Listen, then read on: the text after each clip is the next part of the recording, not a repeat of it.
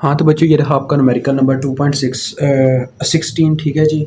तो ये काफ़ी सिंपल है बच्चों, वो कहता है कि for an output signal having fundamental amplitude of 2.1 volt, ये जो फर्स्ट में उसने वैल्यू दी है ना, फर्स्ट हार्मोनिक एम्पलीट्यूड, ये हमारे पास वोल्टेज गेन की वैल्यूज़ है, मतलब कि गेन्स की वैल्यूज़ A1, ये है 2.1 वोल्ट। आगे उसने बोला हुआ सेकंड हार्मोनिक एम्पलीट्यूड ऑफ 0.3, इसका मतलब ये A2 की वैल्यू है 0.3 वोल्ट, ठीक है। थर्ड हार्मोनिक कंपोनेंट कितना है, A3 is equal to 0.1 volt. Voltage gain आप इसे समझिए ना, इसमें यही समझो कि ए हार्मोनिक कंपोनेंट को प्रेजेंट कर रहा है, ठीक है। उसके बाद बात आती है A4 की। देखें फोर्थ हार्मोनिक कंपोनेंट जो कि 0.05 है,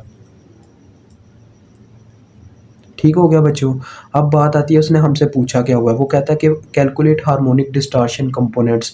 तो डिस्टॉर्शन कंपोनेंट्स को डी से प्रेजेंट किया जाता है, हमने एक नहीं हमें तीन फाइंड आउट करने होंगे। इसका फार्मूला होता है बच्चों DN is equal to AN over A1, ये फार्मूला होता है। अब आपको सिंपल साफ साफ नज़र आ रहा है क्या करना है। तो सबसे पहले हम इसकी ए चूज़ करते हैं। ए चूज़ के लिए हम पहले पहला पार्ट करते हैं। देखिए एन की वैल्यू में जब 1 रखूँगा, 1 तो मैं रख नहीं सकता, बल पता क्या है, जो D1 होती है ना बच्चों डिस्टॉर्शन, मतलब कि A1 के लिहाज से अगर पुट करूँ तो डायरेक्ट D1 तो 1 आ जाएगी, वो मुझे पुट करने की ज़रूरत नहीं है। ये आप पुट करके वैसे रख लीजिएगा, आंसर इसका कोई फ़र्क नहीं पड़ता, वैसे आपको ये पुट करने की ज़रूरत नहीं होती। आगे D2 की बात करूँ मैं, अगर 2 जब पुट होगा तो A2 आ जाएगा ना यहाँ पे, A2 ओवर A1। तो A2 की कितनी वैल्यू है, 2.1 ओवर A1। A1 कितना है अपने पास, सॉरी यार ये तो गलती हो गई, नीचे ही करते हैं दूसरी पॉइंट। अब हम निकालने लगे हैं D2, तो उसका फार्मूला बन जाएगा A2 ओवर A1। तो A2 कितनी है, 0.3 ओवर 2.1 है अपने पास A1। तो इसको निकालते हैं, कितना आंसर आता है, 0.3 डिवाइडेड बाय 2.1। तो ये बच्चों 1 ओवर 7 यानी कि 0.14 आ जाती है, ठीक है, 0.14। अब मैं निकालने लगा हूँ D3। जब देखो D3 पुट करूँगा तो यहाँ पे आ जाएगा A3 ओवर A1, ठीक है। A3 अपने पास कितनी है, 0.1 डिवाइडेड बाय ये है 2.1। तो लिहाजा 0.1 डिवाइडेड बाय 2.1 करके देखें तो ये अपने पास आ जाती है बच्चों 0.047, 0.047, ठीक है। उसके बाद बात आती है D4 की। D4 इज इक्वल टू, इसके फार्मूले में आपको पता है n की जगह 4 पुट हो रहा है, तो यहाँ पे भी आ जाएगा A4 ओवर A1। ये यूनिट लेस होता है, इसका यूनिट नहीं होता। देखो A1 का यूनिट भी वोल्ट है, उसका यूनिट भी वोल्ट है, यूनिट यूनिट से कैंसिल होकर यूनिट लेस कर रहा है डिस्टॉर्शन कंपोनेंट को, ठीक है। तो A4 कितना है बच्चों आपके पास, 0.05, और A1 कितना है, 2.1। इसको कैलकुलेट कर लें तो 0.05 डिवाइडेड बाय 2.1, तो ये बच्चों आ जाता है 0.0223, 0.0238, ठीक है, तीनों आ गए। तो ये आपका ए जूस डन हो गया, ठीक है। ए जूस में बस हमने हार्मोनिक डिस्टॉर्शन कंपोनेंट्स निकालने थे, जो हम निकाल चुके हैं, ठीक है। अब बात चलती है किसकी तरफ, कैलकुलेट टोटल हार्मोनिक डिस्टॉर्शन। तो टोटल हार्मोनिक डिस्टॉर्शन का फार्मूला पता है बच्चों क्या होता है, इसका ना मैग्नीट्यूड की तरह इसको निकालते हैं, ठीक है। तो देखें अब मैं बी जूस करने जा रहा हूँ, ये आपकी ए जूस थी, बी जूस काफ़ी सिंपल है बच्चों। आपने लिखना है TRW, यानी इसको आपने बता देना है, या आगे आप लिख दीजिएगा total harmonic distortion component is equal to लगा के, ताकि उसे पता चले आप TRW से क्या मतलब ले रहे हो यहाँ पे, ठीक है। और नेक्स्ट स्टेप में आपने करना है TRW is equal to under root of D2 का स्केयर, इसमें D1 नहीं होता इंक्लूड, ठीक है, इतना मैं, या आप मुझसे बार बार सुन रहे हो तो ये ना हो कि वहाँ पे D1 अब इंक्लूड कर दो, D4 का स्केयर, यानी कि जितनी आपके पास होंगी D1 को छोड़ के बाकी सबका स्केयर आ जाएगा, ठीक है। और मल्टीप्लाई बाय 100%, क्योंकि ये परसेंटेज में होती है, ये अंडर रूट से बाहर है 100%। तो देखो बच्चों ये परसेंटेज में आता है TRW हमेशा, TRW is equal to under root of, तो लिहाजा देखें D2 का स्केयर मतलब कि 0.14 का स्केयर, ठीक है, 0.14 का स्केयर प्लस D3 का स्केयर मतलब कि 0.047 का स्केयर प्लस D4 का स्केयर मतलब कि 0.0238 का स्केयर और मल्टीप्लाई बाय 100%। अब देखते हैं बच्चों ये कितनी निकलती है। नेक्स्ट स्टेप तो हमें साफ नज़र आ रहा है, नेक्स्ट पेज पे ही होगा। तो देखो बच्चों निकालते हैं, काफ़ी ईज़ी है, कोई इतना मुश्किल काम नहीं है। मैं कैलकुलेट करता हूँ और फिर आपको बताता हूँ।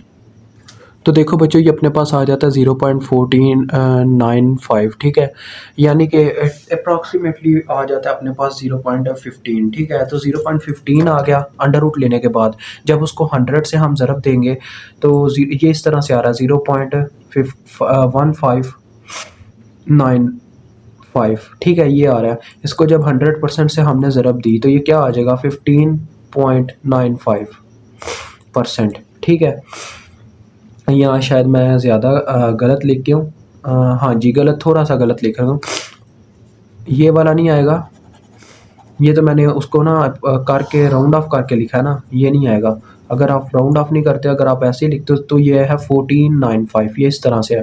तो ये आएगा आपका आंसर 14.95%, ठीक है बच्चों, 14.95%। अब लास्ट जो आपकी जूज़ है काफ़ी सिंपल है, इतनी मुश्किल नहीं है। मैं आपको ना पहले उसके बारे में बता दूं कि देखिए उसने हमें डाटा क्या दिया हुआ, वो कहता है with I1 is equal to this, RL is equal to this, ठीक है, यानी कि लोड रेजिस्टेंस और साथ में उसने करंट दी हुई है। वो कहता है कैलकुलेट करें total harmonic distortion fundamental power component and total power. Power का क्या फार्मूला होगा मैं आपको बता दूं नेक्स्ट पेज पे। एक तो टोटल पावर और एक सिंपल पावर हमने निकालनी है। तो चलो आ जाओ नेक्स्ट पेज पे। हाँ तो बच्चों देखो ये मैंने उनकी वैल्यूज़ मेंशन कर दी हैं, ये हमारी अब सी चूज़ है। तो पहले उसने बोला हुआ सिंपल पावर, सिंपल पावर का फार्मूला होता है, आपने लिखना है P इज़ इक्वल टू, अब उसने बोला था total fundamental power, fundamental power distortion, तो आप इसको PD बोलिएगा, पावर डिस्टॉर्शन से इसका नाम ऐसे प्रेजेंट हो PD, ठीक है बच्चों। तो इसका फार्मूला होता है हमारे पास बच्चों VL, आपको याद है ना इस तरह से हम लिखते होते थे VI, P is equal to VI, voltage into current होता था ना, लेकिन यहाँ पे पता क्या है, वोल्टेज की गेन है। तो A1 पुट होता है इसमें, A1 डॉट I1 होल का square over 2 times of RL, ये फार्मूला होता है सिंपल, अगर आपने पावर निकालनी हो, सिंपल पावर डिस्टॉर्शन, ठीक है। उसने बोला हुआ सिंपल पावर डिस्टॉर्शन निकाल के दें, ये सिंपल पावर डिस्टॉर्शन का फार्मूला है। तो देखो A1 कितना था अपने पास, 2.1 दिया गया था, 2.1, और करंट हमें दी गई है 3.3, तो ये दोनों मल्टीप्लाई होंगे आपस में और होल का स्केयर आएगा और बटे में 2 टाइम्स ऑफ RL, मतलब कि 2 मल्टीप्लाई बाय 4, यहाँ से आपको पावर डिस्टॉर्शन मिलेगी।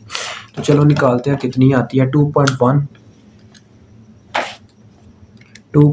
मल्टीप्लाई बाय 3.3 होल का स्केयर डिवाइडेड बाय 8 ही आ जाएगा ये, तो 6 वाट बच्चों आपके पास आ गई है, ठीक है, 6 वाट। अब चलते हैं टोटल पावर डिस्टॉर्शन की तरफ। तो टोटल पावर डिस्टॉर्शन का फार्मूला होता है बच्चों PD, आप इसको लिख लीजिएगा PD प्राइम, ठीक है, PD प्राइम लिख के ना आगे उसको पहले बताइएगा ये चीज़ क्या है, टोटल पावर डिस्टॉर्शन, ठीक है, यानी ये किस चीज़ को प्रेजेंट कर रहा है, टोटल पावर डिस्टॉर्शन को। तो इसके केस में बस बच्चों सिग्मा का इजाफा होना है और कोई चीज़ नहीं है। तो ये इस तरह से आ जाएगी, देखें PD prime is equal to sigma N is equal to 1 to 4 into AN I1 over 2RL, ये इसका फार्मूला बच्चों बनता है, ठीक है। ये सॉरी मैंने होल का स्केयर लगा दिया, ये सिर्फ ऊपर वाली का स्केयर है, नीचे आप इनका ना अंडर रूट ले लो ताकि ये इस फार्मूले को एग्जैक्ट कर दे, ठीक कर दे, यानी कि स्केयर से स्केयर रूट कैंसिल हो जाएगा, इसका मतलब सिर्फ ऊपर वाली टर्म का स्केयर है, ठीक है। तो लिहाजा चले आए PD प्राइम निकालते हैं इज इक्वल टू, तो लिहाजा बच्चों क्या फार्मूला, फिर हमारे पास फार्मूला किस तरह से ये डेवलप होगा, देखें पहले AN की वैल्यू 1 से 4 तक चलनी है, तो पहले आ जाएगा A1 I1 होल का स्केयर ओवर 2RL, देखो सब में कॉमन है तो चलो मैं बाद में इसको कॉमन ले लेता हूँ, ठीक है। उसके बाद आ जाएगा बच्चों दूसरी वैल्यू पुट होगी, प्लस सिग्मा का यही मतलब होता है ना, वैल्यूज़ पुट करके सम अप कर देना, A1 होल का स्केयर ओवर 2RL, फिर 3 पुट होगी A3 I1 ओवर 2RL और होल का square, plus A4 I1 whole का स्केयर ओवर 2RL, यही है ना। तो 1/2RL कॉमन ले लो, जो कि आपको पता क्या आता है, 1/8 आ जाता है, ये हमने करके देखा था 2RL जो कि 1/8 आ रहा था, 1/8 मैंने सब में से कॉमन लिया, अंदर आ गया A1 और I1 का स्केयर। बच्चों A1 की वैल्यू कितनी थी 2.1 मल्टीप्लाई बाय 3.3, ये हमने आगे करके देखा है, तो क्या आंसर आता है देखते हैं, 2.1 मल्टीप्लाई बाय 3.3, तो इसका स्केयर लेना होगा हमें।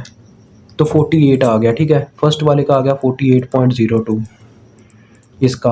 मैंने 1 आवर ये 2 RL कॉमन ले लिया हुआ, बस ऊपर वाली वैल्यूज़ पुट कर रहा हूँ। आगे A2 की क्या वैल्यू थी हमारे पास, वो मुझे देखने के लिए पीछे जाना पड़ेगा। A2 की वैल्यू थी बच्चों हमारे पास 0.3, फिर 0.10, इसकी है 0.3, ठीक है। 0.3 मल्टीप्लाई बाय आई है, I1 की वैल्यू 3.3 होल का स्केयर, ठीक है, प्लस A3 की वैल्यू है 0.1 या 0.1 है। A3 की वैल्यू है 0.1 मल्टीप्लाई बाय 3.3 होल का स्केयर, ठीक हो गया बच्चों, प्लस इसकी वैल्यू है 0.05 A4 की मल्टीप्लाई बाय 3.3 I1 की वैल्यू होल का स्केयर, और ये आपका ब्रैकेट बंद। इसको ओवरऑल कैलकुलेट कर लिया और आपको आपके पास पावर डिस्टॉर्शन आ जाएगा इसका भी, ठीक है बच्चों। इसको ओवरऑल आपने कैलकुलेटर पे पुट कर देना है। ये एक दफ़ा देख लो मैंने क्या क्या लिखा हुआ है, ठीक है ना। तो ये बच्चों आपके पास पावर डिस्टॉर्शन आ जाती है 6.14 वाट, ठीक है जी। तो लेंगे आपके दोनों पूरा क्वेश्चन हल हो गया। मुझे उम्मीद आपको समझ आ गई होगी। अभी मुझे इजाज़त दें। अल्लाह हाफिज़, अस्सलाम वालेकुम।